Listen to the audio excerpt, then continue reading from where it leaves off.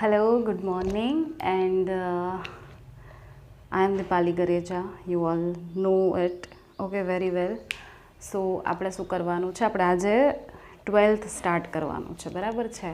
11th ને હવે એની તૈયારી થોડીક સાઈડમાં મૂકો અને હવે 12th ઉપર ફોકસ કરીએ, બરાબર છે. તો 12thમાં આપણે જેટલા ચેપ્ટર છે, જેટલા યુનિટ્સ તમને આપ્યા છે ઇન્ડેક્સમાં, એમાંથી ફર્સ્ટ યુનિટ જે છે એ છે સજીવોમાં પ્રજનન, બરાબર છે. સજીવોમાં પ્રજનન, ટૂંકમાં પ્રજનન વિશેનું આખું એક યુનિટ છે, જેમાં તમને 4 ચેપ્ટર્સ આપેલા છે. ફર્સ્ટ જે ચેપ્ટર છે એ સજીવોમાં પ્રજનન છે. સેકન્ડ છે એ છે લિંગી, જે ટૂંકમાં વનસ્પતિઓ જે હોય, બરાબર, સપુષ્પી વનસ્પતિઓ જેમાં પુષ્પ સર્જન થતા હોય, એમાં લિંગી પ્રજનન છે. થર્ડ છે મનુષ્યમાં પ્રજનન છે. અને ચોથું છે, બરાબર છે, એ પ્રાજનનિક સ્વાસ્થ્ય છે. ફર્સ્ટ યુનિટ પ્રજનન છે, એમાં 4 ચેપ્ટર્સ છે જે પ્રજનન વિશેના જ છે. પહેલું છે જનરલ ચેપ્ટર છે, દરેક સજીવોમાં પ્રજનનની ક્રિયા. બીજું છે સ્પેસિફિકલી વનસ્પતિ માટેનું છે, જેમાં લિંગી પ્રજનન જોવાનું છે. ત્રીજું છે સ્પેસિફાઈ કરીને મનુષ્યનું જોવાનું છે. અને ચોથું જે છે એ છે પ્રાજનનિક સ્વાસ્થ્ય, કે પ્રજનનને લગતી શું તકલીફો હોઈ શકે, એનું નિવારણ કઈ રીતે થઈ શકે, શું તકેદારી રાખવી જોઈએ, એક્સેટ્રા એક્સેટ્રા. આજે આપણે સ્ટાર્ટ કરશું ચેપ્ટર નંબર ફર્સ્ટથી, બરાબર છે. તો ચેપ્ટર નંબર જે ફર્સ્ટ છે સજીવોમાં પ્રજનન. સજીવોમાં પ્રજનન. તો સજીવોમાં જે પ્રજનન છે, બરાબર છે, હવે એના વિશેની ચર્ચા કરવાની જરૂર શું પડે? તો પહેલાં તો હું ટુ ધ પોઈન્ટ જ જઈશ, આપણે કંઈ એવી વાર્તાઓ ખોટી બનાવશું નહીં, બરાબર છે. To the point. તો ફર્સ્ટ તમારે જોવાનું છે કયા પોઈન્ટ વિશે? તો કે ફર્સ્ટ પોઈન્ટ તમારા આ ચેપ્ટરમાં જોવાનું છે જીવનકાળ. શું જોવાનું છે? જીવનકાળ. તો જીવનકાળ કોને કહેવાય પહેલાં તો એની પહેલાં શું લખવી પડે? વ્યાખ્યા, કે ભાઈ જીવનકાળ કહેવાય કોને? તો કે એની વ્યાખ્યા કંઈક આવી થશે કે સજીવના જન્મથી મૃત્યુ, સ્પેસિફિકલી કુદરતી વર્ડ યુઝ કર્યો છે, સુધીના સમયને આવરતો કાળ એટલે જીવનકાળ.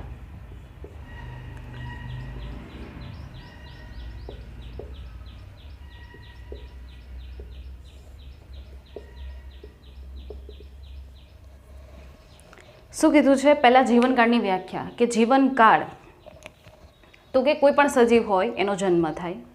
જન્મ થાય પછી ઘણી બધી વૃદ્ધિની અવસ્થાઓમાંથી પસાર થાય, બરાબર છે, એનો વિકાસ ચાલે, અને અમુક એક ટાઈમ આવે કે જ્યારે એ મૃત્યુ પામે. તો અત્યારે એમાં કુદરતી મૃત્યુની વાત કરી છે ટેક્સ્ટમાં, બરાબર, કે જન્મથી લઈ અને કોઈ પણ સજીવના કુદરતી મૃત્યુ એટલા સુધીનો જે એનો સમયગાળો છે, એટલો ટાઈમ પિરિયડ જે એણે વિતાવ્યો છે, એ ટાઈમ પિરિયડને એનો શું કહેવાય? જીવનકાળ. જન્મથી લઈ અને મૃત્યુ ત્યાં સુધીનું જેટલી પણ જે કંઈ થયું એ બધો જ જે સમયગાળો હતો જન્મથી મૃત્યુ તરફનો, એને શું કહેવાય? એને કહેવાય જીવનકાળ, બરાબર છે. હવે કોઈ પણ વ્યક્તિનો જે જીવનકાળ હોય તો સમયગાળો, જીવનકાળનો સમયગાળો કેવો હોય? તો કે ભિન્નતા દર્શાવે. તો ભિન્નતા કેવી રીતે દર્શાવે? ઉદાહરણ તરીકે કેટલાક દિવસો કે મહિનાઓથી કેટલાક વર્ષો સુધી.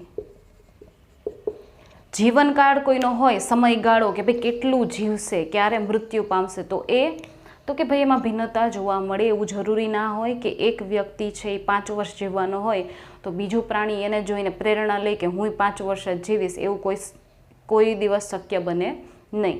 બધાનો જીવનકાળ કેવો હોય? અલગ અલગ. જાતિ વાઇઝ પણ જીવનકાળ શું થતો હોય? બદલાતો હોય. બરાબર છે. ઘણાય અમુક દિવસોમાં મૃત્યુ પામી જતા હોય, ઘણાય અઠવાડિયા સુધી જીવતા હોય અને મૃત્યુ પામી જતા હોય, ઘણાય અમુક મહિનાઓ સુધી જીવી શકતા હોય, તો ઘણાય હજારો વર્ષોનું જીવન છે એ વિતાવી શકતા હોય. બરાબર છે. તો દરેક સજીવમાં જીવનકાળ જે હોય એ કેવો હોય? જુદો જુદો હોય. બરાબર છે. પછી જીવનકાળ છે એનો આધાર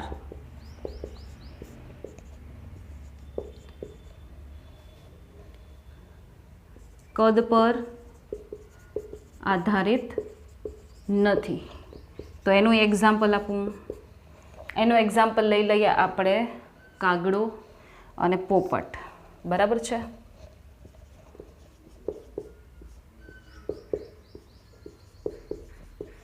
કાગડાનું કેટલું છે જોઈ લો, તમારી સામે છે 15 વર્ષ. કમ્પેર કરવા માટે તમારી સામે જ રાખ્યું છે. અને પોપટનું કેટલું છે? 140 વર્ષ. તો જોઈએ આ બંને સમાન કદ, ઓલમોસ્ટ સમાન કદ ધરાવે, પરંતુ આયુષ્યમાં ખૂબ જ તફાવત જોવા મળે. બરાબર છે. શું કીધું કે ભાઈ જીવનકાળ કોઈનો પણ હોય, જે એનું જીવનથી લઈને મૃત્યુ સુધીનો જે સમયગાળો છે, તો એ સમયગાળો કોઈ દિવસ એવું ના બને કે એ કદ ઉપર આધાર રાખતો હોય કે ભાઈ નાના પ્રાણીઓ છે તો એ ઓછું જીવશે, મોટા કદના કદાવર પ્રાણીઓ છે તો એ બહુ વધારે જીવી જશે. કોઈ દિવસ ઉંમર જે હોય અથવા તો જીવનકાળ જે હોય એને ક્યારેય પણ કદ સાથે કોઈ પણ ટાઈપનું લિંક છે નહીં. બરાબર છે.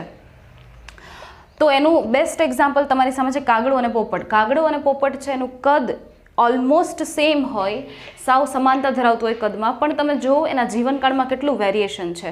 કાગડા અને પોપટનો જીવનકાળ જોઈએ, કાગડો છે 15 વર્ષ અને પોપટનું છે 140 વર્ષ. તો બહોળો તફાવત જોવા મળે છે.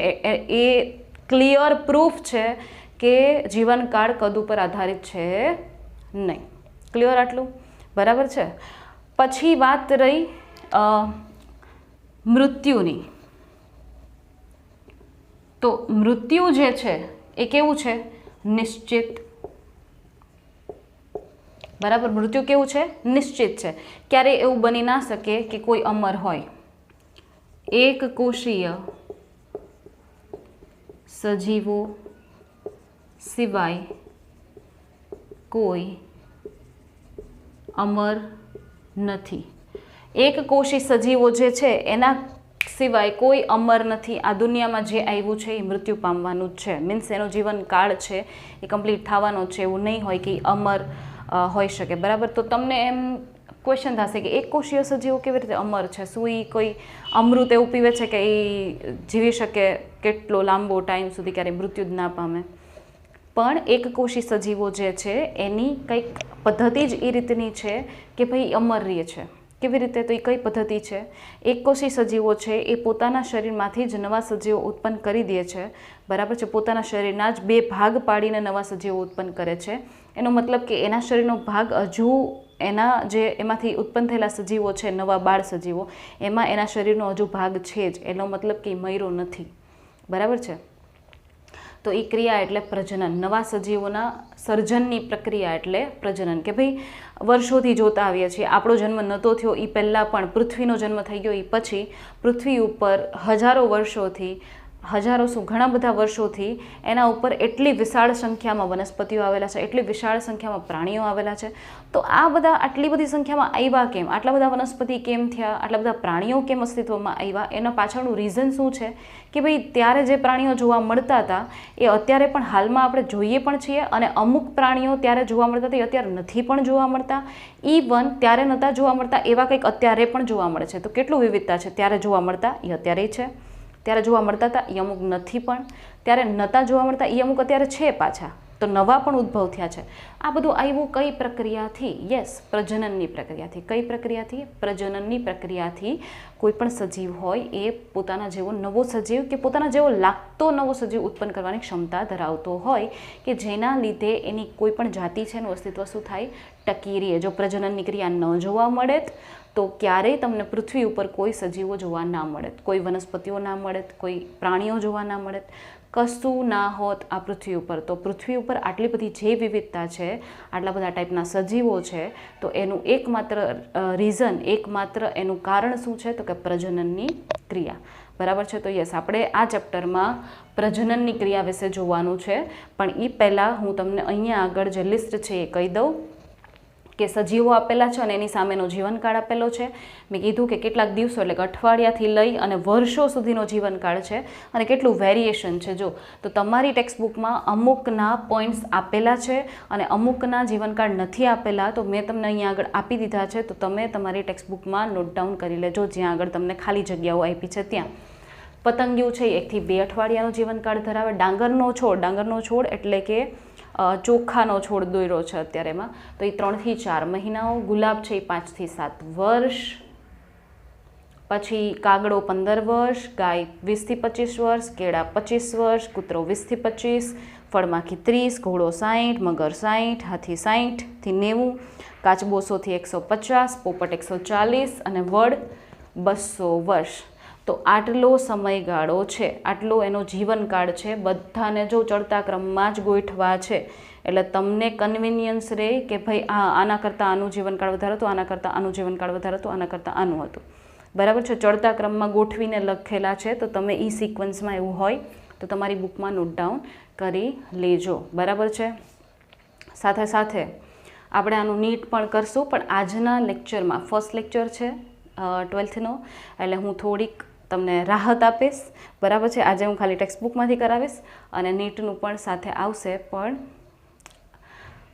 જે હવે નેક્સ્ટ પછીના લેક્ચરો આવશે ત્યારથી હું નીટ સ્ટાર્ટ કરીશ. બરાબર છે આનું, પણ ત્યાં સુધી હું ટેક્સ્ટબુકમાંથી લઈશ આજે, એટલે તમને થોડુંક આમ રિલીફ રહે કે હા સારું છે.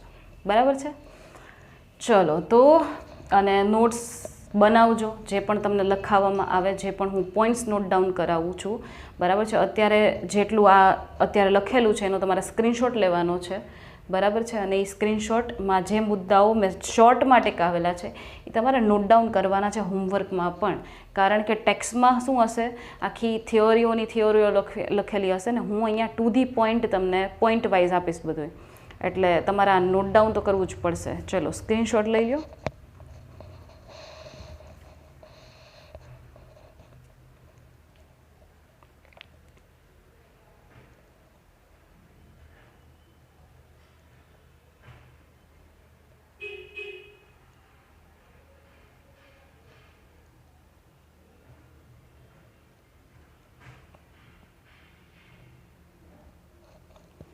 ઓકે.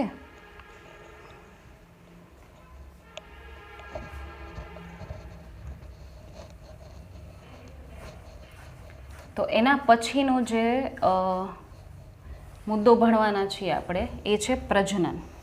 બરાબર છે. આ જે ચેપ્ટર છે એનું મેઇન હૃદય હવે સ્ટાર્ટ થાય છે.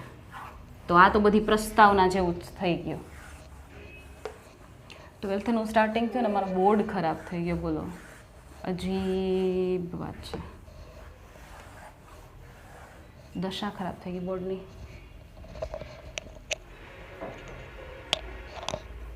જોકે એના માટે રિસ્પોન્સિબલ વ્યક્તિ હું એક જ છું.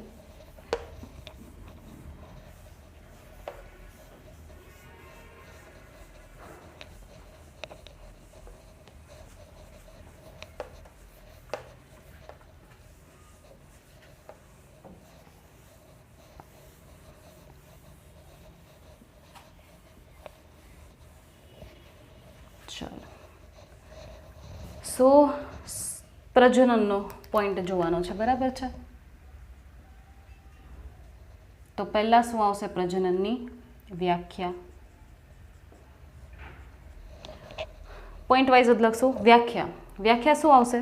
તો કે પ્રજનનની ક્રિયા કોને કહેવાય? તો કે સજીવો પોતાના જાતિનું અસ્તિત્વ ટકાવી રાખવા માટે પોતાના જેવો લાગતો નવો સજીવ, નવી સંતતિ ઉત્પન્ન કરે, તો આ પ્રક્રિયાને શું કહેવાય? પ્રજનન. બરાબર છે. સજીવો દ્વારા પોતાના જેવો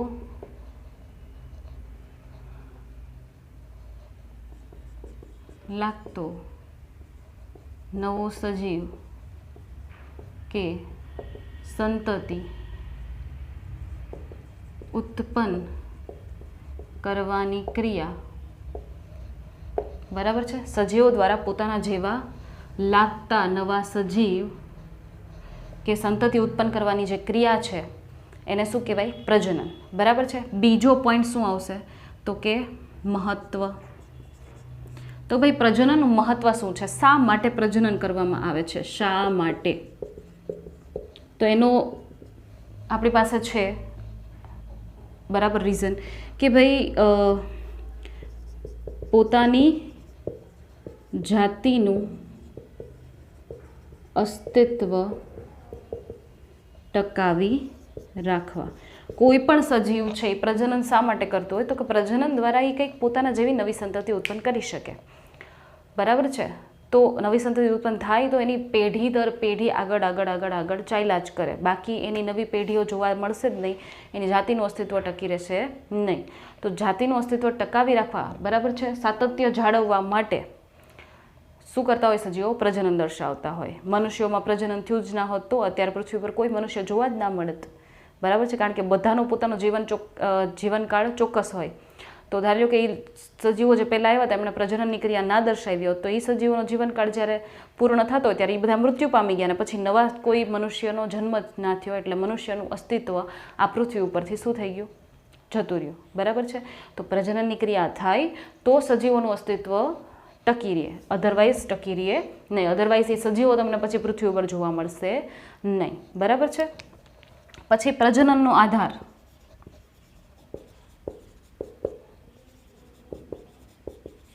પ્રજનનનો આધાર કોના ઉપર હોય? તો કે નિવાસ સ્થાન એટલે કે વસવાટ, પછી આંતરિક દેહધાર્મિક ક્રિયાઓ અને અન્ય પરિબળો. એક તો એ કયા નિવાસ સ્થાનમાં વસે છે એના ઉપર પણ એના પ્રજનનનો આધાર રહેશે કે એ પ્રજનન કેવી રીતે કરશે. એ જ્યાં રહે છે એના ઉપર પણ આધાર રહેશે કે એ પ્રજનન કેવી રીતે દર્શાવે. બરાબર છે. એનો આધાર કેવી રીતે રહેશે? તો કે આંતરિક દેહધર્મ વિદ્યા એની કેવી છે એના ઉપર પણ એ પ્રજનન કેવી રીતે કરશે એનો આધાર રાખે છે. બરાબર છે. અને અન્ય બીજા પરિબળો પણ એના ઉપર શું કહેવાય અસર કરતા હોય પ્રજનનની ક્રિયા ઉપર. તો આ આધાર, પ્રજનનનો આધાર કે ભાઈ કોના ઉપર રહેલો છે, કેવી રીતે પ્રજનન કરશે, એ કોના ઉપર નિર્ભર છે? તો કે નિવાસ સ્થાન, આંતરિક દેહધર્મ ક્રિયાઓ અને અન્ય પરિબળો. બરાબર છે.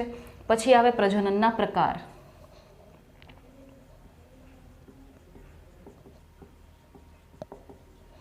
પ્રજનનના પ્રકારો.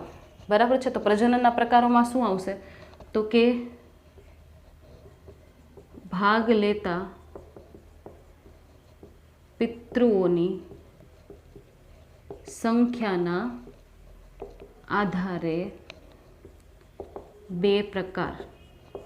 પ્રજનનની ક્રિયામાં ભાગ લેવાવાળા પિતૃઓ કેટલા છે એના આધારે પ્રજનનના કેટલા પ્રકાર છે? બે પ્રકાર. કયા કયા? અલિંગી પ્રજનન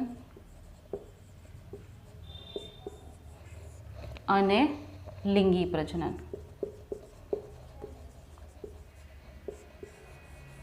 અલિંગી પ્રજનન અને લિંગી પ્રજનન. બરાબર. તો અલિંગી પ્રજનન કોને કહેવાય? તો કે અલિંગી પ્રજનન મીન્સ નથી. કોણ નથી? તો કે બે પિતૃઓ ભાગ નથી લેતા. તો જ્યાં એક જ પિતૃ દ્વારા જન્યુ નિર્માણ દ્વારા કે જન્યુ નિર્માણ વિના નવી સંતતિ ઉત્પન્ન કરવામાં આવે. શું કીધું છે? અલિંગી પ્રજનનમાં એક જ પિતૃ ભાગ લેતા હોય, બે પિતૃઓ ન હોય કે ભાઈ એક નર અને એક માદા, એક જ પિતૃ છે દેહ એ ભાગ લઈ, કાં તો એ જન્યુ નિર્માણ કરશે કાં તો એ જન્યુનું નિર્માણ નહીં કરે. અને જન્યુ નિર્માણ દ્વારા અથવા તો જન્યુ નિર્માણ ન કરે તો પણ શું કરશે, એ નવી સંતતિ ઉત્પન્ન કરશે અને આ નવી સંતતિ ઉત્પન્ન કરવાની ક્રિયા એક જ પિતૃ દ્વારા, એટલે એને કહેવાય અલિંગી પ્રજનન. બરાબર છે. જ્યારે એની સામે લિંગી પ્રજનન, એની સામે લિંગી પ્રજનન કોને કહેવાય, તો કે બે પિતૃઓ કે એક પિતૃ દ્વારા નરજન્યુ અને માદાજન્યુનું નિર્માણ બંને જન્યુઓનું જોડાણ ફલન અને નવી સંતતિ કે સજીવનું નિર્માણ. લિંગી પ્રજનનમાં શું કીધું છે, જોજે લિંગી પ્રજનનમાં કેટલા પિતૃઓ ભાગ લે, કાં તો બે પિતૃઓ ને કાં તો એક પિતૃ. પણ જો બે પિતૃઓ કે એક પિતૃ ભાગ લેતા હોય તો એ શું ઉત્પન્ન કરતા હોય, તો કે નર અને માદા એવા બે પ્રકારના જન્યુ ઉત્પન્ન કરતા હોય. ભલે ને એક શરીરમાંથી બંને જન્યુ ઉત્પન્ન થાય, કાં તો અલગ અલગ, કાં તો નર અને માદા બે અલગ અલગ શરીર છે, આમાંથી નરજન્યુ ઉત્પન્ન થાય છે, આમાંથી માદાજન્યુ ઉત્પન્ન થાય છે. કાં તો એક જ શરીર છે જેને કહેવાય દ્વિલિંગી, બરાબર, એમાંથી નરજન્યુ પણ ઉત્પન્ન થાય છે અને માદાજન્યુ પણ ઉત્પન્ન થાય છે. ખ્યાલ આવ્યો? તો એક જ શરીર દ્વારા બંને પ્રકારના જન્યુ ઉત્પન્ન થવા કે બે અલગ અલગ શરીર દ્વારા બે પ્રકારના જન્યુ ઉત્પન્ન થવા, એટ ધી એન્ડ બે જન્યુ જોઈએ છે, નરજન્યુ અને માદાજન્યુ. જો એ ઉત્પન્ન થઈ જાય તો એ બંનેનું પછી શું થશે, જોડાણ. નરજન્યુ માદાજન્યુનું શું થશે, જોડાણ. ભલે ને એક પિતૃ દ્વારા આવ્યા કે બે પિતૃ દ્વારા આવ્યા હોય, જો એનું જોડાણ થાય નરજન્યુ માદાજન્યુનું તો એ પ્રક્રિયાને કહેવાય ફલન. અને પ્રક્રિયાથી રચાતો હોય શું, ફલિતાંડ. ફલન થાય અને શું રચાય, ફલિતાંડ રચાય અથવા તો યુગ્મનજ જેને કહેવાય રચાય. અને એ યુગ્મનજ છે એમાંથી એનો વિકાસ થઈ, એની વૃદ્ધિ થઈ અને શું થાય, નવી સંતતિ કે સજીવનું નિર્માણ થાય. બરાબર છે. તો આ બધી ક્રિયાઓમાં જોવા શું મળે, તો કે જીવન ચક્ર. આ પ્રક્રિયામાં શું જોવા મળે, જીવન ચક્ર. તો જીવન ચક્રમાં શું છે, તો કે જન્મ, પછી વૃદ્ધિ પામે અને પછી મૃત્યુ પામે. શું થાય, આ જીવન ચક્ર સતત ચાલ્યા કરે. આ જીવન ચક્ર સતત ચાલ્યા કરે કે જન્મ લીધો, વૃદ્ધિ કરી, પછી વૃદ્ધિ દરમિયાન એને જે કાર્યો કરવાના હતા એ કર્યા અને પછી એ મૃત્યુ પામી ગયા. વળી પાછો જન્મ થયો કોઈ સજીવનો, વળી પાછું વૃદ્ધિ પામ્યા અને મૃત્યુ પામી ગયા. તો આ જીવન ચક્ર સતત શું કર્યા રાખે, ચાલ્યા રાખે. તો તમારો એ જે પહેલો પેરેગ્રાફ છે પ્રજનનનો હેડિંગ લખેલો જે પેરેગ્રાફ છે, બરાબર છે, અથવા તો હેડિંગ તમને ના મળે તો આ જે આયુષ્ય બધાના જોયા આપણે, જીવનકાળ બધાના જોયા, બરાબર છે, કાગડા પોપટના, અને એના પછીનો જે પેરેગ્રાફ છે, બરાબર છે, પ્રજનન વિશેનો પેરેગ્રાફ, એક કે બે પેરેગ્રાફ છે, આ એનું ડિસ્ક્રિપ્શન છે જે મેં તમને પોઈન્ટ વાઇઝ લખાવી દીધું છે. બરાબર છે. આના પછી હવે સ્ટાર્ટ કરશું આપણે અલિંગી પ્રજનન અને પછી લિંગી પ્રજનન. પહેલાં આપણે અલિંગી પ્રજનન જોશું. બરાબર છે.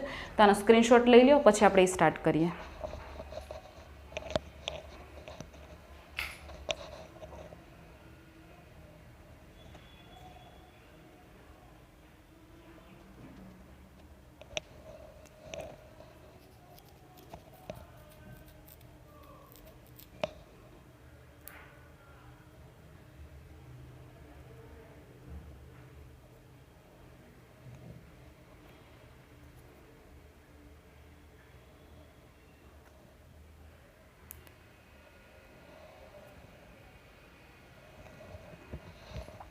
ઓકે.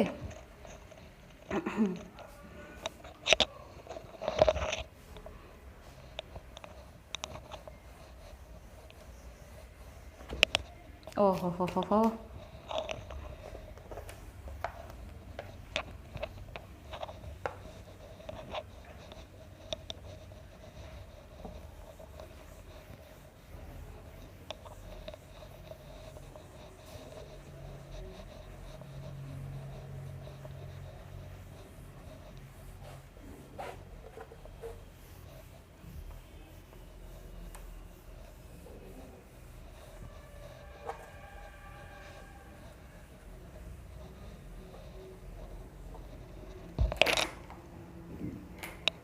ઓકે, તો હવે જોવાનું છે અલિંગી પ્રજનન.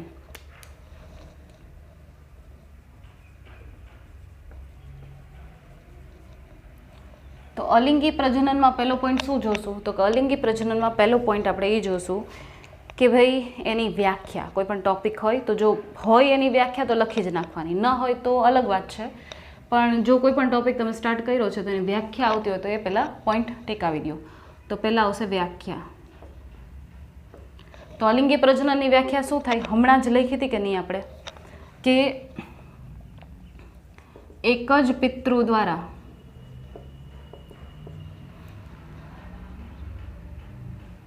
નવી સંતતિનું સર્જન. એક જ પિતૃ દ્વારા નવા સજીવ કે સંતતિનું સર્જન થાય, નિર્માણ થાય, તો એ પ્રક્રિયાને શું કહેવાય? અલિંગી પ્રજનનની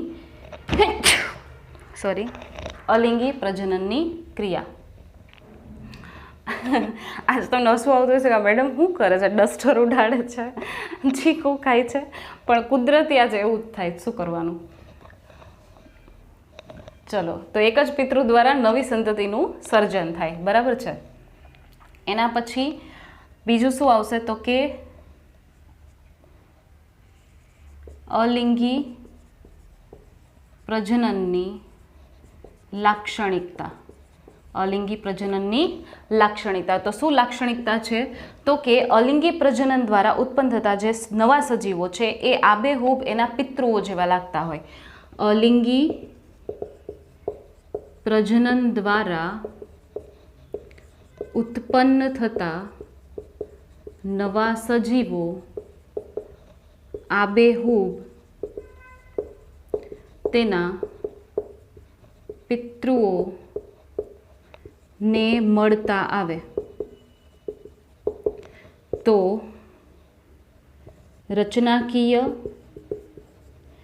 અને જનીનિક સમાનતા ધરાવતા સજીવો, જેને કહેવાય જનીનિક પ્રતિકૃતિ કે ક્લોન. શું કહેવાય? જો શું થયું? એકલિંગી પ્રજનન થયું. એકલિંગી શું? અલિંગી પ્રજનન થયું, બરાબર છે. તો અલિંગી પ્રજનન દ્વારા ધારી લો કે આ અમીબા છે, બરાબર છે, આ અમીબા છે, એના દ્વારા નવા સજીવોનું સર્જન થયું. તો ધારી લો કે 2 બાળ અમીબા બન્યા, બરાબર છે. હવે થાય શું? તો કે આ જ અમીબાના જેટલા લક્ષણો હતા એમાંથી આ નવા અમીબા સર્જાણા, તો આના જેટલા લક્ષણો હોય એ જેની સંતતિમાં આવે કે નહીં? બહારના બીજા કોઈના લક્ષણો તો આવે નહીં. આના જેટલા લક્ષણો હતા એ જ એણે આને શું કહેવાય, આનુવંશિકતા દ્વારા આ નવા અમીબા હોય એના અંદર ટ્રાન્સફર થયા હોય આના લક્ષણો, બરાબર છે, આનુવંશિકતામાં ઉતરી આવે, બરાબર, વારસામાં આપે એને લક્ષણો. તો એના લીધે શું થાય? તો કે એક જ પિતૃ હોય તો એની જે સંતતિ હોય, સંતતિઓ એકબીજાને તો મળતી આવતી હોય, પણ આ સંતતિઓ એના પિતૃને પણ મળતી આવતી હોય. આ સંતતિ એના પિતૃને પણ મળતી આવતી હોય, બરાબર છે. તો એનો મતલબ કે રચના આની જેવી છે એવી જ સેમ રચના આની હશે, આના જેવા જનીનો હશે એવા જ સેમ આના જનીનો હશે, લક્ષણો આના જેવા હશે સેમ એવા જ લક્ષણો આના હશે. એટલે એનો મતલબ કે રચનાકીય અને જનીનિક રીતે શું ધરાવે છે? અલિંગી પ્રજનનથી ઉત્પન્ન થતા સજીવો સમાનતા ધરાવે છે, એકબીજાની સાથે સમાનતા ધરાવે છે, ઇવન એના પિતૃઓ સાથે પણ સમાનતા ધરાવે છે, બરાબર છે. ભાઈ ને બેન અમીબા તો સેમ જ હશે, પણ એ એના મમ્મી કે વોટેવર એના પપ્પા જેમાંથી ઉત્પન્ન થયા છે એની સાથે પણ એ શું હોય? ડિટો સેમ હોય. તો એને કહેવાય જનીનિક પ્રતિકૃતિ, કે ભાઈ જનીનો બેયના સાવ સેમ છે. પ્રતિકૃતિ મીન્સ ઝેરોક્સ, કોપી. તો આને કહેવાય ક્લોન. અને શું કહેવાય? ક્લોન, કે ભાઈ સાવ ડિટ્ટો સેમ છે, બરાબર છે, ડિટ્ટો સેમ. તો અલિંગી પ્રજનન હોય એમાં ભિન્નતા એટલી બધી જોવા મળે નહીં, બરાબર છે. પણ લિંગી પ્રજનન હોય તો એમાં ભિન્નતા જોવા મળે. આપણે છે એ લિંગી પ્રજનનથી ઉત્પન્ન થયા છીએ, તો આપણામાં એવું નહીં થાય કે ભાઈ આપણે ડિટ્ટો 100% કાં તો મમ્મી જેવા છીએ અને 100% કાં તો પપ્પા જેવા છે, કે કાં તો આપણે આપણા ભાઈ જેવા જ લાગીએ છીએ, કાં તો આપણા બેન જેવા જ લાગીએ છીએ. આપણામાં ઘણું વેરિએશન છે. અને વેરિએશન ક્યારે આવે, ભિન્નતા ક્યારે આવે? જો લિંગી પ્રજનન થાય.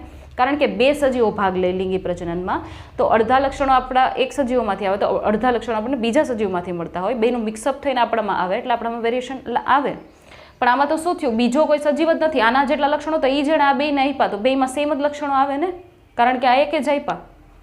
તમે અલગ અલગ દુકાનેથી કરિયાણું ખરીદો તો અલગ અલગ, હાલો એમાં વેરિએશન આવે. એક જગ્યાએથી તમે ચોકલેટ શું, એક જગ્યાએથી તમે ચોખા લઈ આવ્યા તો એમાં ફેરફાર છે, બીજી જગ્યાએથી લઈ આવ્યા એમાં ફેરફાર છે. પણ તમે એકને એક જગ્યાએથી જ લેશો તો એ તો હરખું જ આવશે ને, ખ્યાલ આવે છે શું કહું છું એ? તો આ અલિંગી પ્રજનન છે. હવે અલિંગી પ્રજનન જોવાનું શેમાં છે અત્યારે? તો કે ભાઈ પ્રાણીઓ અને વનસ્પતિ બંનેમાં જોવાનું છે. શેમાં શેમાં જોવાનું છે? પ્રાણીઓ અને વનસ્પતિ બંનેમાં જોવાનું છે.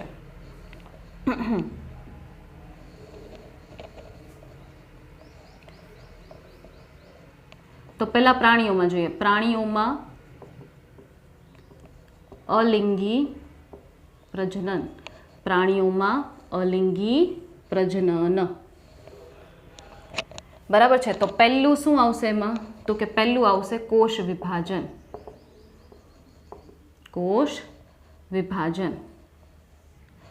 બીજું આવશે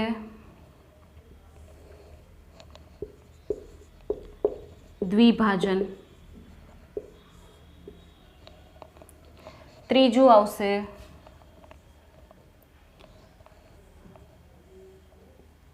બહુભાજન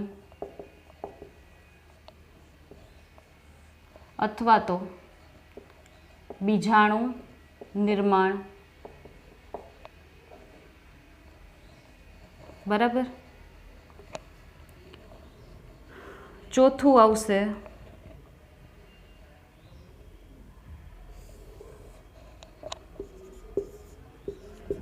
કલિકા સર્જન.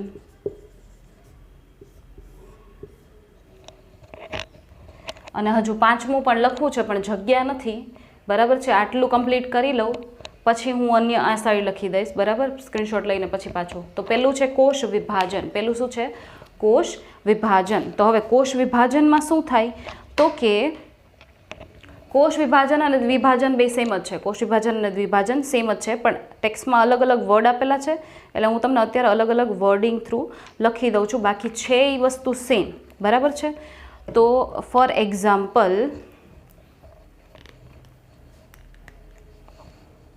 ઉદાહરણ પ્રોટિસ્ટા અને મોનેરા. ઉદાહરણ તરીકે પ્રોટિસ્ટા અને મોનેરા. તો એમાં શું થતું હોય? તો કે પ્રોટિસ્ટા અને મોનેરા જે છે બરાબર તેમજ સરળ આયોજન ધરાવતા સજીવ. બરાબર છે. તો પ્રોટિસ્ટા મોનેરા. મોનેરા એટલે બેક્ટેરિયા. પ્રોટિસ્ટા એટલે અમીબા પેરામિશિયમ ને બધા. તો તેમજ સરળ આયોજન ધરાવતા સજીવો કે જેમાં ખાલી કોષોનું શરીર બનેલું હોય કે એવું બધું. બરાબર છે. તો એમાં કોષ વિભાજનની ક્રિયા દ્વારા શું થાય કે સજીવ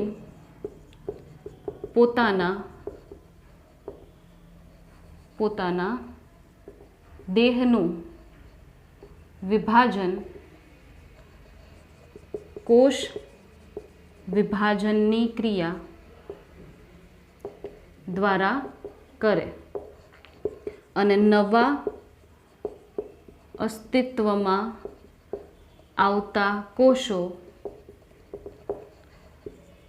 નવા સજીવો તરીકે વર્તે. શું થાય? કોષ વિભાજન. કોષ વિભાજન તો કયું? તો કે સમવિભાજન. સમવિભાજન સમાન પ્રકારનું વિભાજન દર્શાવી એક કોષ જેવો હોય સેમ એવા નવા બે કોષો સ્પ્લિટ થઈ એનું વિભાજન થઈ નવા બે કોષોનું સર્જન કરે. બરાબર છે. અને એ નવા કોષો જે ઉત્પન્ન થાય એ નવા સજીવો તરીકે નવા સંતતિઓ તરીકે વર્તે. તો એ છે કોષ વિભાજન. બરાબર છે. બીજું છે દ્વિભાજન. દ્વિભાજનમાં શું થાય? તો કે ઉદાહરણ પહેલાં તો ઉદાહરણ કોણ આવશે? તો કે અમીબા પેરામિશિયમ. હવે અમીબા અને પેરામિશિયમ કેવા સજીવો છે? તો કે ભાઈ એક કોષીય સજીવો. કેવા સજીવો છે? એક કોષીય સજીવ. તો એમાં શું થાય? તો કે કોષોનું બે અર્ધ ભાગમાં વિભાજન થાય. શું કીધું? કોષોનું બે અર્ધ ભાગમાં વિભાજન થાય અને નવા સજીવ અસ્તિત્વમાં આવે. તો જો આ રીતે અમીબાનું એક્ઝામ્પલ લઈએ આપણે. આ છે અમીબા. બરાબર છે. આ અમીબા સૌની બા અમીબા. હવે શું કરશે? તો કે પહેલાં એના કોષ કેન્દ્રનું વિભાજન કરશે. પહેલાં શેનું વિભાજન કરશે? પોતાના કોષ કેન્દ્રનું. તો જો આર્ય કોષ અમીબાનો કોષ. આ એના કોષ કેન્દ્રનું વિભાજન થવાનું શું થયું? સ્ટાર્ટ થયું. સ્ટાર્ટ કોષ કેન્દ્રનું વિભાજન. પછી ધીરે ધીરે શું થશે, એનો કોષ રસનું વિભાજન સ્ટાર્ટ થઈ જશે. શું થઈ જશે? એના કોષ રસનું વિભાજન. તો જો અહીંથી કોષ રસનું વિભાજન સ્ટાર્ટ થઈ ગયું અહીંયાથી. પછી હવે શું થશે તો કે ધીરે ધીરે બંને કોષ એકબીજાથી શું થઈ જશે? અલગ થઈ જશે. થઈ ગયા અલગ. તો આ જ અમીબામાંથી નવા 2 અમીબાનું સર્જન થયું. એનો મતલબ કે આની પાસે જે લક્ષણો હતા સેમ એવા જ લક્ષણો આ બંને બાળ અમીબા કે બાળ સંતતિ પાસે આવ્યા. એનો મતલબ કે બધા જનનિક રીતે કેવા હશે? સેમ. બરાબર છે, સાવ સેમ હશે. ક્લિયર? ચલો એના પછી શું છે? બહુભાજન. એના પછી શું છે? બહુભાજન. તો ઉદાહરણ એમાં પણ લઈએ આપણે અમીબા. બહુભાજનમાં ઉદાહરણ લઈ લઈએ આપણે અમીબા. બરાબર છે. તો અમીબા શું કરે તો કે અમીબા છે પ્રતિકૂળ સંજોગોમાં એ શું કરશે તો કે પોતાના જે કૂટપાદ ખોટા પગ છે એને શું કરી લેશે? શરીરની અંદર ખેંચી લેશે. પોતાના કૂટપાદને શરીરની અંદર શું કરી લે? શોષી લે. તો જો આ અમીબા આવું બની ગયું. ખોટા પગ હતા ને આવા, એ એણે અંદર શોષી લીધા. બરાબર? તો આવું બની ગયું અમીબા. પછી શું કરે? પોતાની ફરતે 3 આવરણોનું સર્જન કરે. 3 આવરણોનું શું કર્યું? સર્જન કર્યું. 3 આવરણોનું સર્જન. તો આને કહેવાય શું? કોષ્ઠ. કેટલા સ્તરીય છે? ત્રિસ્તરીય છે. કેટલા સ્તરનું બનેલું છે? 3 સ્તરનું. તો આ પ્રક્રિયાને કહેવાય કોષ્ઠન. આ પ્રક્રિયાને શું કહેવાય? કોષ્ઠન. શું કામ એવું કર્યું? પ્રતિકૂળ સંજોગ છે, પ્રતિકૂળ પરિસ્થિતિ છે. પ્રતિકૂળ મીન્સ ન ફાવે તેવું. તો નથી ફાવે એવી પરિસ્થિતિ છે. એ પરિસ્થિતિમાં જીવવા માટે એણે શું કર્યું તો કે પોતાના રક્ષણ માટે પોતાની ફરતે કોષ્ઠન એટલે કે આવરણોનું નિર્માણ કર્યું. નિર્માણ. હવે નિર્માણ કર્યું પછી શું આવી તો કે પછી આવી નિર્માણ પછી અનુકૂળ પરિસ્થિતિ. શું આવી? અનુકૂળ પરિસ્થિતિ. તો જેવી અનુકૂળ પરિસ્થિતિ આવી એટલે એણે શું કર્યું તો કે પેલું કોષ્ઠ તો છે જ, ત્રિસ્તરીય કોષ્ઠ તો હાજર જ છે, પણ શું કર્યું? પોતાના કોષ કેન્દ્રનું એણે વિભાજન કરવાનું સ્ટાર્ટ કરી દીધું. તો કોષ કેન્દ્રનું વિભાજન કર્યું. ઘણા બધા કોષ કેન્દ્રનું સર્જન કરી નાખ્યું. દરેક કોષ કેન્દ્રની ફરતે આ જે કોષ રસ છે એનો કોષ રસ એ વીંટળાવા માંડ્યો. તો જો આવી રીતે વીંટળાઈ ગયો કોષ રસ.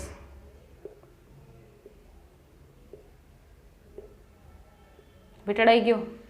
પછી શું થાય તો કે એ કોષ્ઠ તૂટે. એ કોષ્ઠ યોગ્ય પરિસ્થિતિ આવે એટલે એ તૂટી જાય. તો આ કોષ્ઠ તૂટી ગયો.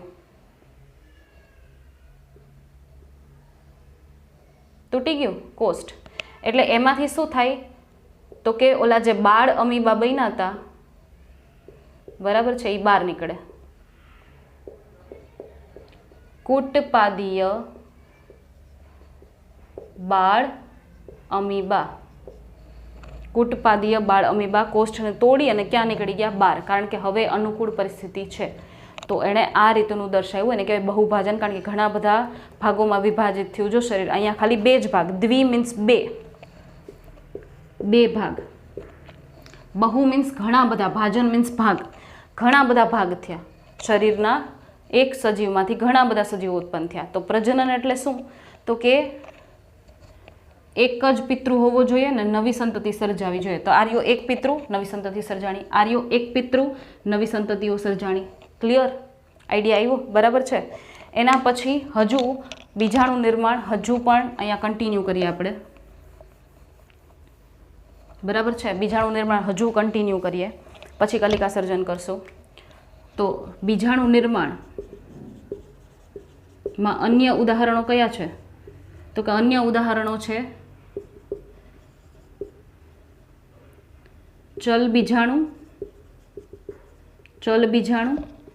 અને કણી બીજાણુ. આ કેવા છે? ચલિત છે. ચલિત મીન્સ ઈ મૂવ થઈ શકે, એ એક જગ્યાએથી બીજી જગ્યાએ પહોંચી શકે. પાણીનું માધ્યમ તમે આપી દો ને તો એ એક જગ્યાએથી બીજી જગ્યાએ પહોંચી શકે. કણી બીજાણુ અચલિત છે. અચલિત મીન્સ ઈ ચલી ના શકે, એને હવા દ્વારા લઈ જવામાં આવે, એ પોતે નહીં જઈ શકે પોતાની જાતે. બરાબર છે. તો ચલિત બીજાણુ શેમાં હોય તો કે ક્લેમિડોમોનાસ. ક્લેમિડોમોનાસ આ એનું ઉદાહરણ છે. તો જો આ રીતે તમે આકૃતિમાં જોયું હશે, આ ક્લેમિડોમોનાસ, બરાબર. તો આ એની શું છે? કશા. આ કશા છે એના દ્વારા એ હલનચલન કરતી હોય, બરાબર. કણી બીજાણુ શેમાં હોય? તો કે પેનિસિલિન. શેમાં હોય?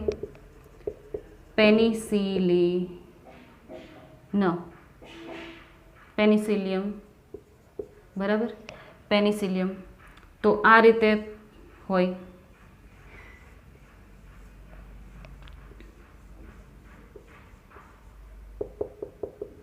જો આ રીતે બીજાણુ ઉત્પન્ન થયા હોય ઉપર, તમને આકૃતિમાં આપેલા જ હશે ટેક્સ્ટમાં. તો આ કણી બીજાણુ છે. આ શું છે? કણી બીજાણુ, બરાબર છે. તો આ રીતે ઘણા સજીવો એવા હોય જેવા કે આ ક્લેમિડોમોનાસ, લીલ, ફૂગ, બરાબર છે. તો આ લીલ અને ફૂગ શું કરે? તો કે એ બીજાણુ ઉત્પન્ન કરે.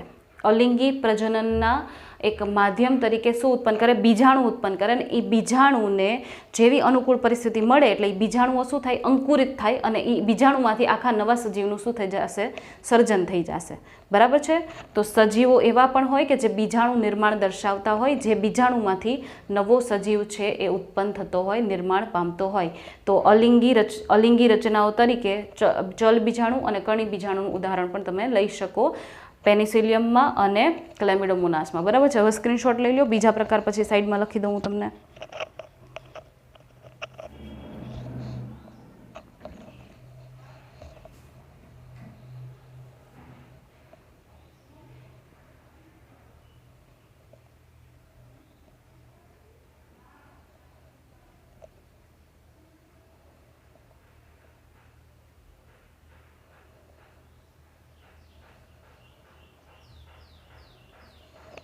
ઓકે. અન્ય ઉદાહરણો જોઈએ.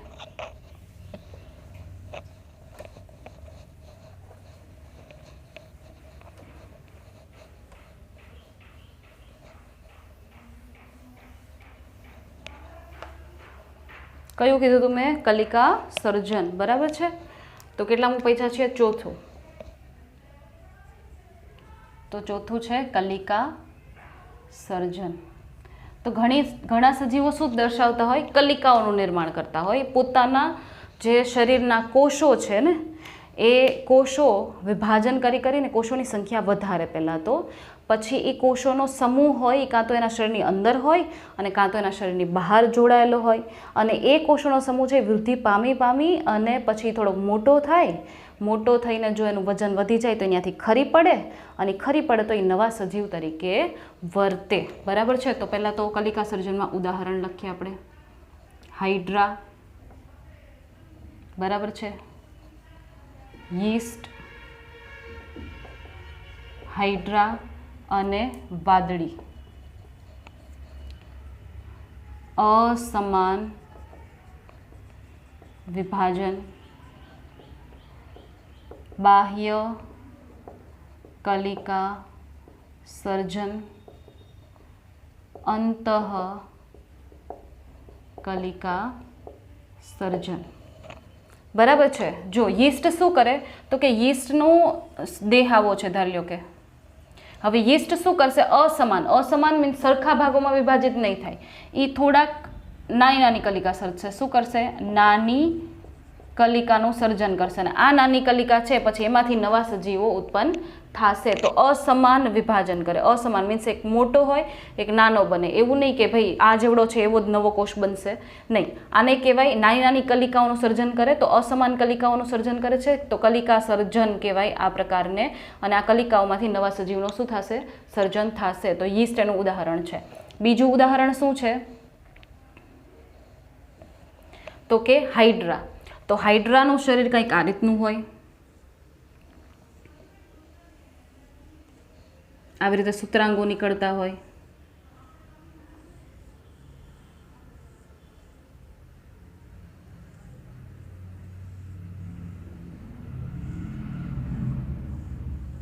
બરાબર છે. આ રીતે ધારી લો કે સૂત્રાંગો નીકળે છે. તો હાઇડ્રાના શરીરમાં શું થાય? તો કે શરીરની બહાર શેનું નિર્માણ થાય? કલિકાનું નિર્માણ થયું. બાળ કલિકાનું નિર્માણ થયું. બહાર થયું, બહાર મીન્સ બાહ્ય, કલિકા એટલે આ કલિકા, સર્જન મીન્સ નિર્માણ થયું, બરાબર છે ને. આ કલિકા છે એના શરીર પરથી દૂર થઈ જશે જ્યારે એ વૃદ્ધિ પામીને મોટી થઈ જશે, અને આ કલિકા નવા સજીવ તરીકે વર્તશે. તો આ એક સજીવ હતો, એમાંથી આ નવો સજીવ બન્યો, તો અલિંગી પ્રજનન થઈ ગયું કે નહીં, બરાબર છે. પછી આવ્યું અંતઃકલિકા સર્જન. તો અંતઃકલિકા સર્જન તો કોણ દર્શાવે? વાદળી દર્શાવે. વાદળી તો યાદ કરો 11th ચેપ્ટર નંબર 4 અને ચેપ્ટર નંબર 4માં પહેલો સમુદાય આપણે ભણ્યા હતા સચ્છિદ્ર સમુદાય, જેના સભ્યોને વાદળીઓ કહેવાય, સ્પોન્જ, બરાબર છે. તો વાદળીના શરીરની અંદર કલિકાનું નિર્માણ થાય. તો જે કલિકા આ રીતની હોય જેને જેમ્યુલ્સ કહેવાય. શું કહેવાય? જેમ્યુલ્સ કહેવાય.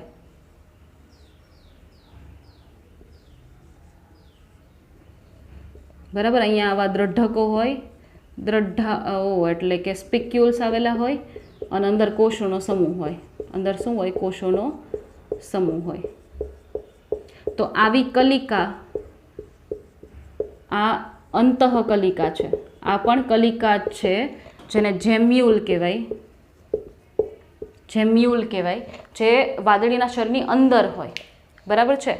તો અંદર બનતી હોય કલિકા, અને એમાંથી પાછું નવું સજીવ સર્જાતો હોય, તો અંતઃકલિકા સર્જન કહેવાય. શરીરની બહાર બનતી હોય, બાહ્ય કલિકા સર્જન. નાની બનતી હોય પિતૃ શરીર કરતાં, તો એને કહેવાય અસમાન વિભાજન કરીને કલિકા સર્જન. તો એ યીસ્ટમાં જોવા મળે. તો કલિકા સર્જનના ત્રણેય ઉદાહરણ જો ટેક્સ્ટબુકમાં બધું છે ને આડાવડું વિખરાયેલું પડ્યું છે. અમુક વસ્તુઓ અમુક જગ્યાએ રખડે છે, બીજી વસ્તુઓ અમુક જગ્યાએ રખડે છે. મેં ટૂંકમાં સિક્વન્સમાં નથી આપેલું, મેં તમને સિક્વન્સમાં કરીને દીધું છે. તો આ સિક્વન્સ ફોલો કરજો તો વાંચવાની થોડીક મજા આવશે તમને, બરાબર છે. અને થિયરી આની ટેક્સ્ટબુકમાં છે જ, મેં તમને બોલીને સમજાવી દીધું છે, પણ લખીને નથી આપ્યું અત્યારે અહીંયા, પણ એ સેમ ટેક્સ્ટબુકમાં તમને મળી રહેશે, બરાબર છે. એટલે મેં ખાલી બોલી દીધું છે, એના પોઈન્ટ્સ લખ્યા નથી અત્યારે અહીંયા આગળ. ઓકે, પછી કયો પ્રકાર હવે બાકી રહ્યો? તો કે છેલ્લો કયો પ્રકાર છે? 5મો, અવખંડન. છેલ્લો પ્રકાર કયો છે હવે? અવખંડન. તો અવખંડનમાં શું થાય? તો કે અવખંડનમાં ઉદાહરણ લઈ લ્યો હાઇડ્રા. ઉદાહરણમાં કોણ લીધું? હાઇડ્રા. તો એમાં શું થાય? તો કે સજીવ શરીરનું કેટલાક ભાગોમાં વિભાજન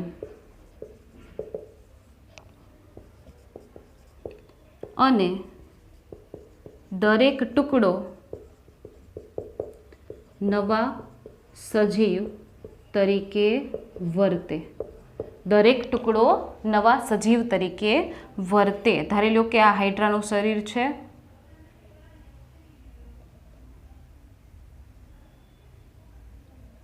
તો એના શરીરના ટુકડા થઈ ગયા છે. તો દરેક ટુકડો છે એ નવા સજીવ તરીકે વર્તે, એ વૃદ્ધિ પામે, અને પછી એ પુખ્ત બને, અને પછી એ પાછો પ્રજનનની ક્રિયા દર્શાવે, બરાબર છે. તો આ રીતે પ્રજનન થતું હોય. આ છે પ્રાણીઓમાં અલિંગી પ્રજનન. મેં વનસ્પતિની વાત જ નથી કરી હજી, વનસ્પતિઓની વાત નથી કરી. વનસ્પતિઓમાં હજી અલિંગી પ્રજનન બાકી છે. આ જસ્ટ પ્રાણીઓનું હતું. તો તમારે શું થયેલું છે ખબર છે? પ્રાણીઓનું ટેક્સ્ટબુકમાં આપ્યું છે, પછી વચ્ચે પાછો એક વનસ્પતિનો પેરેગ્રાફ ઘૂસેડી દીધો છે, પછી વળી પાછો એક પેરેગ્રાફ પ્રાણીનો આપ્યો છે, વળી પાછું વનસ્પતિનો આપ્યું છે. તો એટલા માટે તમને અહીંયા બેઠું હું તમને સ્પૂન ફીડિંગ કરું છું, એમ જ સમજો કે ભાઈ તમને ખવડાવું જ છું, બરાબર. બધું તૈયાર બેઠું માલ. તો તમને અહીંયા આગળ સ્પેસિફાય કરી અને લાઇનમાં બધું મેં આપ્યું છે. પ્લીઝ આ સિક્વન્સ જાળવી રાખજો. આ નોટબુકમાં તમે આ પોઈન્ટ વાઇઝ ધારી લો કે કોષ વિભાજન, તમે અહીંયા આગળ મેં તમને સ્ક્રીનશોટ લેવાનું કહી દીધું, બરાબર, કે પહેલો કોષ વિભાજન છે. કોષ વિભાજન જોયું, ટેક્સ્ટબુકમાં અલિંગી પ્રજનનનો ટોપિક કાઢ્યો, એમાંથી કોષ વિભાજન વાંચ્યું, આમાંથી વાંચ્યું. તમને એમ લાગે મેં તમને મોટા ભાગના પોઈન્ટ્સ છે એ મેં તમને મૌખિક રીતે કહી દીધા છે. એ પોઈન્ટ્સ તમને એમાં લખેલા મળશે, એટલા માટે મેં અહીંયા વધારે લખ્યું નથી, કારણ કે ઓલરેડી ટેક્સ્ટબુકમાં છે. તો એ તમારે ત્યાંથી એ નોટ ડાઉન કરી લેવાના, ઘટતા કરતા હોય, બરાબર છે. મેં તમને સમજાવી તો દીધા છે, એવું નથી કે એ સમજાવ્યો નથી, મેં કોઈ પોઈન્ટ છોડ્યો નથી, બરાબર છે. તમે ટેક્સ્ટબુકમાં વાંચશો ને તમને ખ્યાલ આવી જશે કે ભાઈ હા લેક્ચરમાં બધું આવી ગયું છે, બરાબર છે. સેટિસ્ફેક્શન રહેશે, બીજું કંઈ નહીં. તો એવી રીતે પોઈન્ટ વાઇઝ એમાંથી કાઢી ગોતી અને ચેક કરજો અને એવી રીતે લખજો, બરાબર છે, આકૃતિ સાથે. અને તમને ઇન્સ્ટ્રક્શન તો મળ્યું છે, જે પણ કંઈ હોમવર્ક હોય એ 2 વખત કરવાનું છે, જેટલું ચાલે એટલું. તો 2 વખત ચાલે એમાં વેઠ ઉતારવાની નથી કે ટેક્સ્ટ બુકમાં લખેલું હોય એમ છાપી મારવાનું છે. આપણે સરસ રીતે આવી રીતે પોઈન્ટ વાઇઝ લખવાનું છે અને એની સામેની આકૃતિ હોવી જોઈએ. આડાવડી ક્યાંય આકૃતિ ન હોવી જોઈએ કે ભાઈ આકૃતિ છેલ્લે હું બધી એક યાર દૂર નાખીશ, નહીં. જે તમે લખો છો એને દર્શાવતી આકૃતિની સામે દોરો અથવા તો એમાં વચ્ચે ક્યાંક ડ્રો કરો, બરાબર છે. અને આકૃતિ હંમેશા પેન્સિલથી ડ્રો કરો. એવું નહીં કે ભાઈ ઝડપ છે તો પછી બોલ પેનથી ડ્રો કરી નાખીને આ તે કરી નાખ્યું, નહીં, એવું નહીં કરવાનું, બરાબર છે. તો આ થઈ ગયું સજીવોમાં અલિંગી પ્રજનન, પ્રાણીઓમાં સ્પેસિફિકલી. સ્ક્રીનશોટ લઈ લો આખો અલિંગી પ્રજનનના પ્રકારનો પ્રાણીઓની અંદર.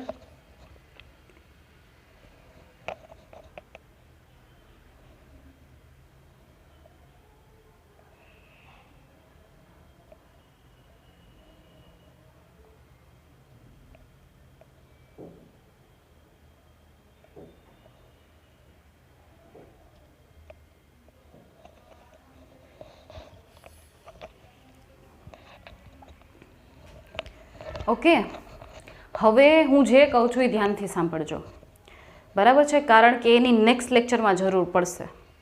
તમે કરીને આવશો તો નેક્સ્ટ લેક્ચર જોવાની વધારે મજા આવશે. આપણે નેક્સ્ટ લેક્ચરમાં ભણવાના છીએ વનસ્પતિમાં અલિંગી પ્રજનન. હવે વનસ્પતિમાં અલિંગી પ્રજનન માટે તમને અત્યારે 12થની ટેક્સ્ટ બુકમાં જસ્ટ એના ખાલી નામ આપી દીધા છે કે ભાઈ અલિંગી પ્રજનનના જે પ્રસર્જકો છે એ કયા કયા છે, શેમાંથી વનસ્પતિનું સર્જન થાય છે, કઈ રચનામાંથી વનસ્પતિનું સર્જન થાય છે, એ કેવી રીતે અલિંગી પ્રજનન દર્શાવે છે. પણ તમારે એના માટે શું કરવાનું છે, મેં તમને કરાવ્યું હતું ચેપ્ટર નંબર 5, બરાબર. અને કોઈ ચાલો નવા સ્ટુડન્ટ્સ હોય કે જે આ વિડીયો લેક્ચર જોતા હોય કે જે મારી પાસે ચેપ્ટર નંબર 5 નથી કર્યું જેમણે, બરાબર છે, તો એમના માટે પણ તમે જ્યાં પણ ચેપ્ટર નંબર 5 કર્યું હોય, બરાબર, ઇફ તમને નીટ કરાવેલું હોય એમાં, તો નીટના પોઈન્ટ્સમાં તમે જોજો અલિંગી પ્રજનન પદ્ધતિઓ તરીકે ચેપ્ટર નંબર 5 એમાં તમને જે રૂપાંતરણ હોય, બરાબર છે, મૂળના અને પ્રકાંડના અને રૂપાંતરણ હોય ને, ત્યાં આગળ પ્રકાંડના રૂપાંતરણમાં ને એમાં તમને ક્યાંક આગળ ગાંઠામૂળી, ભૂસ્તારિકા, અધોભૂસ્તારી, ભૂસ્તારી, બરાબર છે, એવું બધું છે એ લખેલું મળશે. તો એ રચનાઓ છે ને એ તમારે વાંચી એના ઉદાહરણો યાદ રાખી એ રચનાઓમાં કેવી રીતે શું થાય છે જે મેં તમને લખાવ્યું છે, બરાબર છે, એ તમારે યાદ કરીને આવવાનું છે નેક્સ્ટ લેક્ચરમાં, જેથી કરીને તમને અહીંયા ટોટલી બધું મગજમાં ઉતરી જાય. ક્લિયર? આટલું તમારે કામ કરવાનું છે. સ્ટાન્ડર્ડ 11th ચેપ્ટર નંબર 5 એની અંદર પ્રકાંડના રૂપાંતરણોમાં તમને આ મળી જશે. પ્રજનનમાં, અલિંગી પ્રજનનમાં ભૂસ્તારી, અધોભૂસ્તારી, ભૂસ્તારિકા, ગાંઠામૂળી, કંદ, ગ્રંથિલ, આ બધું કરવાનું છે. ઓકે, ચલો તો અહીંયા આગળ આપણે આજનો લેક્ચર કમ્પ્લીટ કરીએ છીએ. જેટલું ચાલ્યું છે એટલું 2 વખત લખી નાખવા નમ્ર વિનંતી, બરાબર છે, જેથી કરીને નવી સ્ટાર્ટિંગ જે તમારી 12thની છે એ એકદમ ફ્રેશ રહે, બરાબર છે. કોઈ બર્ડન ન રાખતા એવું કરજો કે ભાઈ નવું જ કંઈક શરૂઆત કરી છે તો ક્યારેય આપણે વર્ક છે એ ભેગું નહીં કરીએ, પણ એકી સાથે ડેઈલી કરી નાખશું.